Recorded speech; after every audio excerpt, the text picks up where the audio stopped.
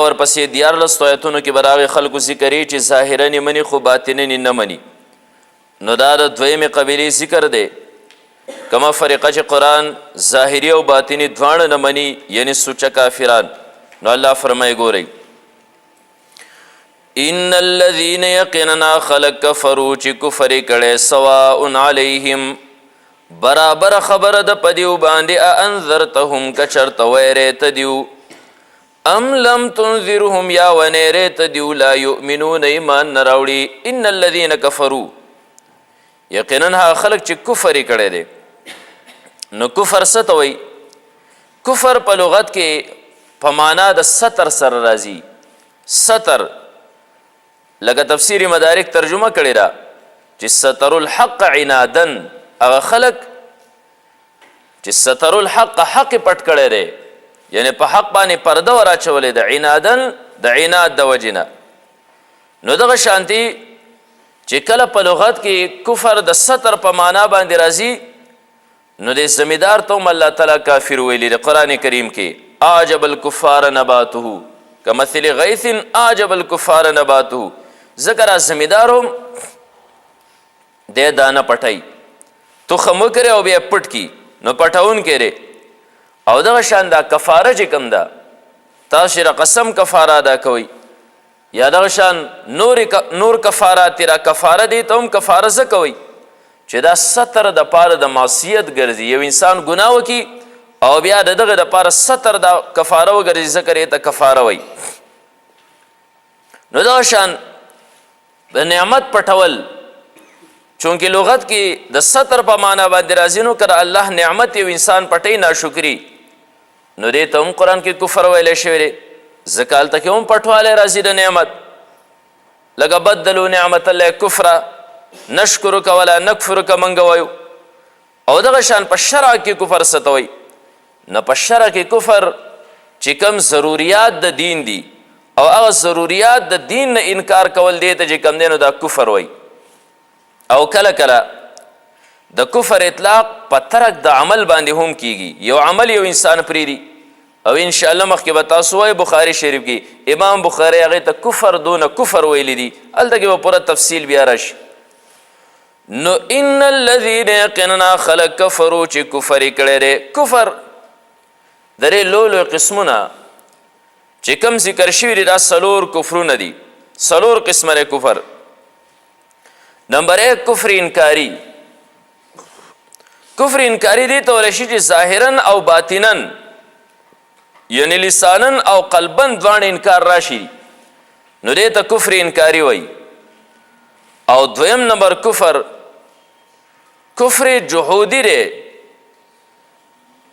چې ظاهرا انکاری او باطنا یو انسان مني. لکه قرآن کې الله فرمایي وجحدوا بها واستيقنتها انفسهم. دیو انکار وکړو خو زړونه او نفسونه چې کوم دی د هغې اقرار کړی دی یقین یې کړی دی زړونه یې مني یقین کوي او په ژبه باندې دیو انکار وکړه نو چې ظاهرا انکار او باطنا یې مني دې ته کفر جهودي وایي. او دریم نمبر کفر دا کفر عنادي دی. کفر عنادي دی ته ویلی شي چې ظاهرا او باطنا یې مني خو غاړه ورته نږدي.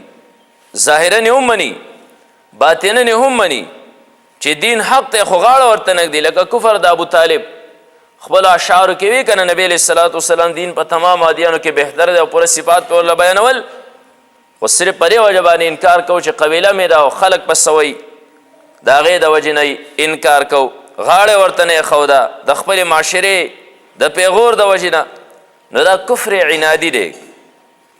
او څلورم نمبر کفر دا کفر نفاقي دی. لکه انشاءالله ورپسې 14 آیتونو کې د منافقینو ذکر روان دی. کفر نفاقي دی ته ویلی شي چې اقرار لساني خو یي په ژبه سره اقرار کوي خو تصدیق قلبي نه یي. پیغمبر علیه الصلاة والسلام سره به بلا منافقین ناستو په ژبه سره به یې منل لکه تفصیل مخکې را روان دی خو په زړه سره به انکار کو دی ته کفر نفاقي وایي. نو ان الذین کفروا یقینا خلق چې کفر یې کړی دی او دلته کې کفر یې کړی عنادن دغه عنادي کفر دی. نو سواء علیهم برابر خبر د پدیو باندې انذرتهم کویر تدیو ام لم تنذرهم یا ونیر تدیو لا یؤمنون ایمان نراوړي دیو انذرتهم کې رامزه چې دا استفهامی نه ده بلکې دا امزه برای تصویر د تصویر پر راغلی څنګه قانون داره ځان سره قانون ولیکي چې کوم همزه ورس سره سواء نه یا ورس سره ما ادرینا یا ورس سره ما ابالینا یا بعد لیت شعرینا دا راشي نو دغه همزه لپاره د تصویر نو دلته کې هم دا لپاره د تصویر راغلی ده ذکر سوا نه وروسته راغلی ده نو انذرتهم کویر تدیو ام لم تنذرهم دا امم د پاره د تصویر ام لم تنذرهم یا ونیر تدیو لا یؤمنون ایمان نه راوړي دیو یعنی د دیو په حق کې چې کوم دی نو دا انذار او عدم انذار دا بالکل برابر دی که ته یې او که نه یې نو په دواړو صورتونو کې دا ایمان نه راوړي ځکه دیو عنادن کفر کړی دی نو دلته کې سین ته اعتراض راځي یو سوال راځي او دا سوال روح المانی کړی دی او بیا هغې جواب ورکړی دی روح المانی وایي چې سوال دا راځي چې دا آیت خو خلاف واقع دی ځکه را خلاف واقع دی چې ډېرو خو بیا وروسته ایمان راوړی و نبی علیه السلام ته الله فرمایي اانذرتم ام لم تنذرهم لا یؤمنون که ته یې یری او که نه یری دیو خو ایمان نه راوړي او بیا خو وروسته ډېرو خلکو ایمان راوړی نو د آیت خو خلاف د واقع شو واقع خو داسې نه ده واقع خو دا چې ایمان یې راوړی نو روح المانی بیا جواب ورکړی دی خپله چې فالذي کې الف لام موصول چې کوم دی نو دا عهدي دی او ماهود د دې نه دغه معلوم قسم خلق دی لکه ابو جهل عتبه وغیره کومو چې ایمان نه راوړی نو د دې نه ماهود هم اقه خلق دی یعنی دا د خاصو خلکو په باره کې عامو خلکو په باره کې نه دی ځکه ډېرو خلکو وروسته ایمان راوړی هم د دې نه خاص فریقه مراد ده نو دویم سوال بیا دا راځي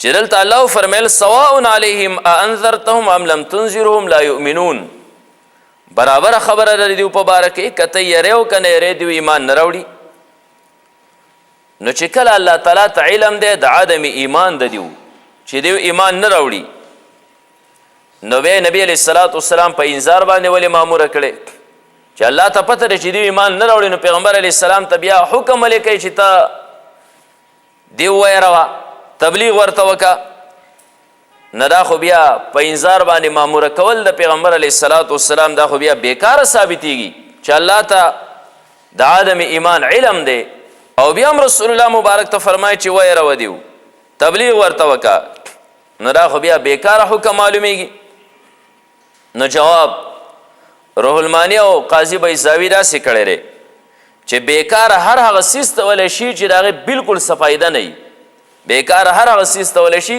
چې د هغې بالکل د سر اړو څه فایده نه وي او دلته خو یې پیده شته هغه پیده دا ده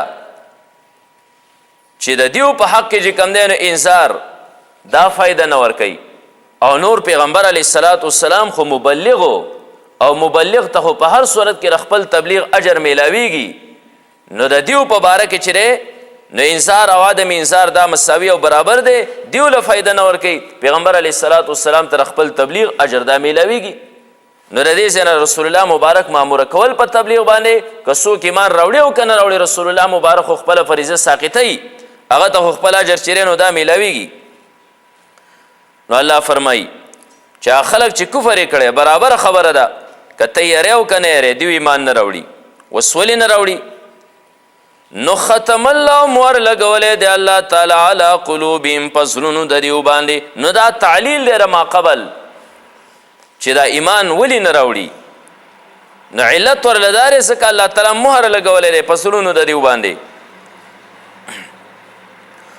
وعلى سمعهم او په غوږونو د دیو باندې وعلى ابصارهم غشاوه او په سترګو د دیو پردې دي نو په زړونو یې مهر دی په غوږونو یې مهر دی او په سترګو باندې پردې دي ولهم عذاب عظیم او دیو لره عذاب لوی دی نو ختم مهر الله د دیو په زړونو لګولی په غوږونو باندې سترګې پټې دي نو ځکه دوی ایمان نه راوړي نو دا علت د ما قبل شه.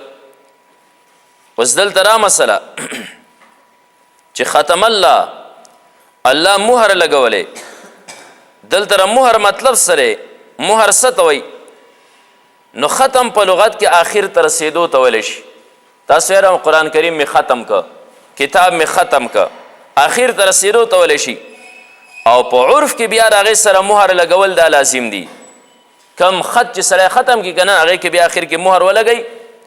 نو دا مهر د دې لپاره ولګئ چې په دې کې نور اشیا داخل نشي. په کم ځای چې ما مهر لګولی په دې زما خط ختم شوی د دې نه وروسته که چا لیکل وکړه نو هغه به بیا د بل چا لیکلي هغه به زمانوي. او د پاره چې رشته نه هم څوک کمی ونه کړي په کم ځای مهر لګېدل هم دغه ځای پورې ما لیکل کړي دي. نو ختم آخر ته رسېدلو ته ولی شي خو په عور کې ورسره لازم دا مهر لګول دي. نو دلته کې هم جمهور علما وایي چې د ختم نه مراد دا دی چې د کفارو زړه د عناد د کفر او دغه شان د عداوت د وجې نه دومره ډک شوی دی چې دا د الله تعالی حکم نه قبلی. د الله تعالی حکم نه قبلی انتها ته رسېدلی دی. د الله تعالی حکم منلو ته بلکل تیار نه دی. نو به الفاظ دیگر به موږ داسې وایو چې دلته مراد دی سلب د استعداد دی چې په قلوبو کې په زړونو کې الله تعالی کم استعداد د خبرې د قبلولو ایښودی دی هغه ته الله تعالی سلب کړی دی. او دغه شان وعلی سمعهم د دې په غوږونو باندې مهر نو چې الله تعالی په غوږونو کې د اورېدو کم استعداد ایښودی دی هغه هم ترې سلب کړی دی. او دغه شان د په سترګو دا چې د حق د لیدو کم استعداد دی هغه هم ترې الله تعالی سلب کړی دی. د دې نه مراد دغه دی. امام حسن بصیر رحمت الله علیه فرمایي چې نه د ختم نه مراد دا حقیقي مهر دی. حقیقي مهر دی لکه څنګه چې انسان داسې مهر لګوي همدغه شان د حقیقي مهر دی خو مجهول الکیفیت دی. موږ ته نه ښکاري موږ پرې نه یو پوه چې دا څنګه دی. فرشتې پېژني فرشتو ته پته لګي چې د مسلمان په زړه باندې دا د ایمان مهري او د کافر په زړه باندې دا د کفر مهري نو فرشتو ته د دې پته لګي.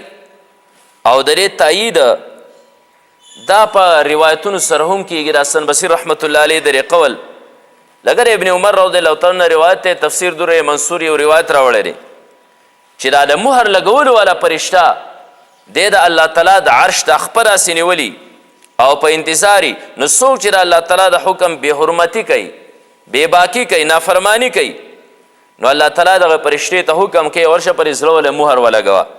او دغه شان یو روایت کې رسي هم راځي د هغې نه هم د دې تایید معلومیږي.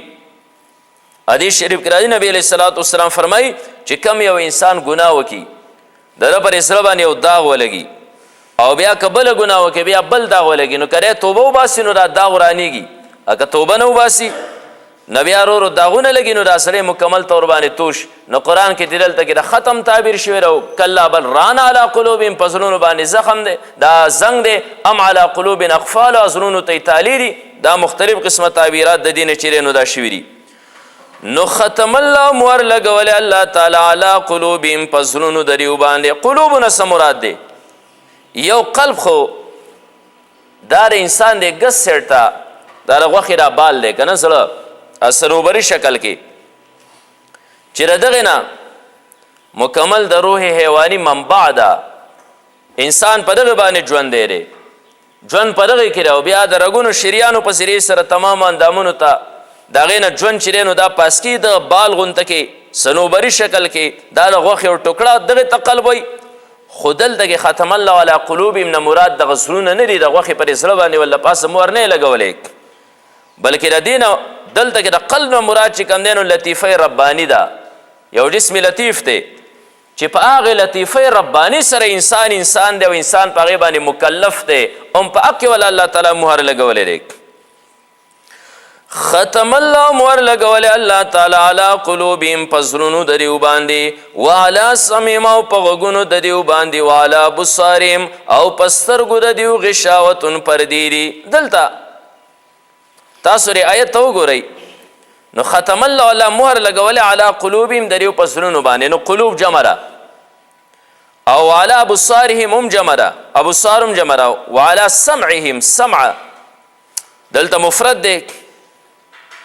نو دا ولې دواړه سیډونو ته جمع ده او دلته مفرد راوړی. نو قاضي بیضاوي وغیره جواب دا کړی دی چې سمع دلته مصدر دی او د مصدر اطلاق په قلیل او کثیر دواړو سره کیږي، نو ځکه مفرد دی.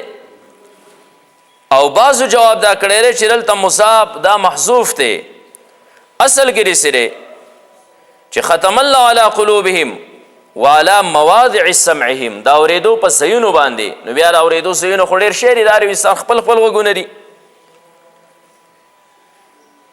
نو ځکه دلته مفرد ذکر که.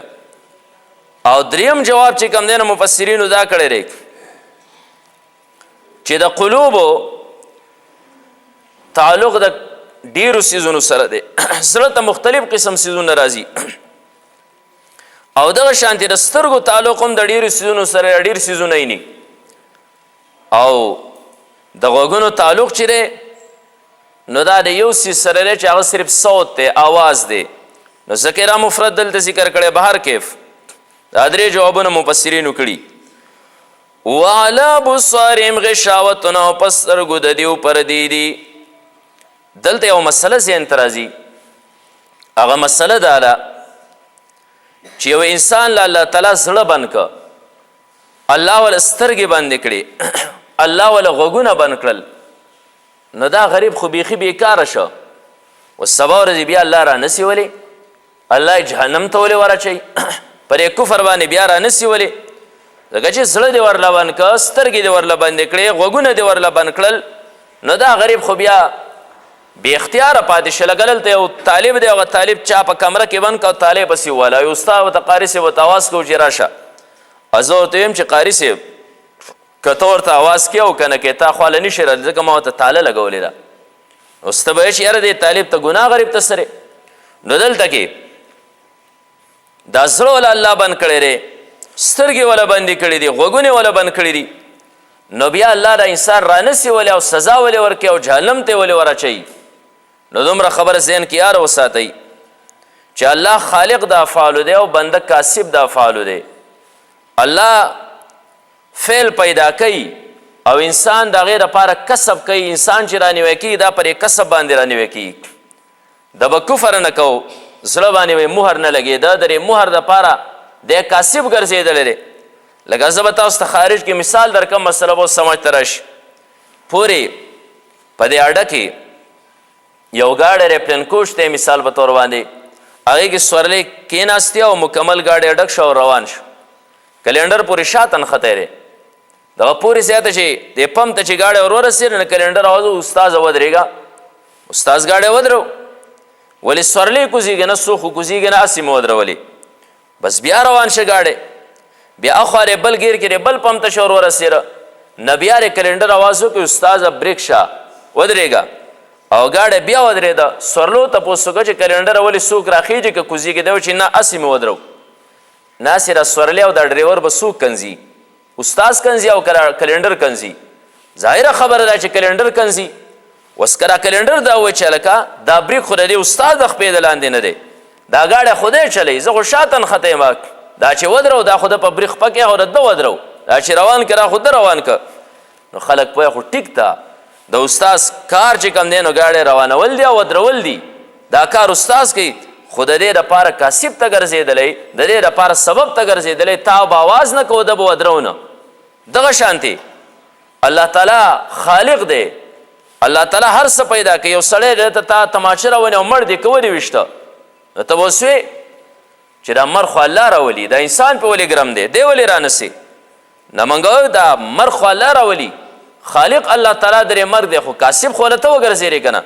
همدغه شانتې در یو په زړه که مهر لګېدلی، در یو که په غوږونو لګېدلی، در یو که په سترګو باندې پردې راغلي، راوستې پې الله دی، خو دې ورله کاسبین ګرځېدلی دي، ذریعه او سبب ورله چې دی نو دا دې وګرځېدلی دي. نو په دې وجه باندې اعتراض چې دی نو دا نه واردېږي. او د دې سره د معتزلو هغه قول باندې هم رد راغی. معتزله وایي چې ختم الله علی قلوبهم، دا په زړونو باندې ختم لګول، په زړونو باندې مهر لګول، دا خو قبیح کار دی.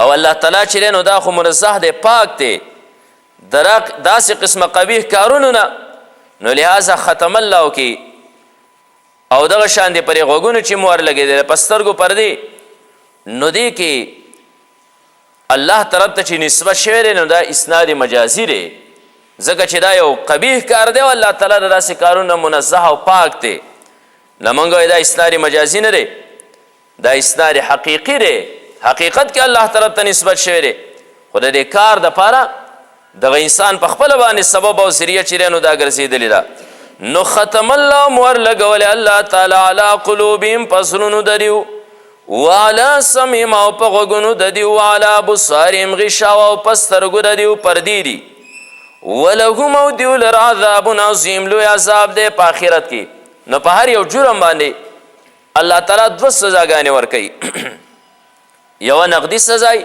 په دنیا کې یو په آخرت کې نو دیو چې را کفر وکړه نو دنیا کې الله تعالی نقدي سزا دا ورکړه چې زړونه ورله بند کړل غوږونه ورله بند کړل سترګې ورله بندې کړې او آخرت کې چې کوم دی د دیو دپاره به عذاب عظیمي نو دا هغه دویمه فریقه شوه چې کم قرآن کریم دا ظاهري او باطني دواړه نه مني د دې نه وروسته هغه فریقه چې منافقین دي ظاهري به یې قرآن منه باطني به چې کوم دی نو دا نه منه انشاءالله هغه بیا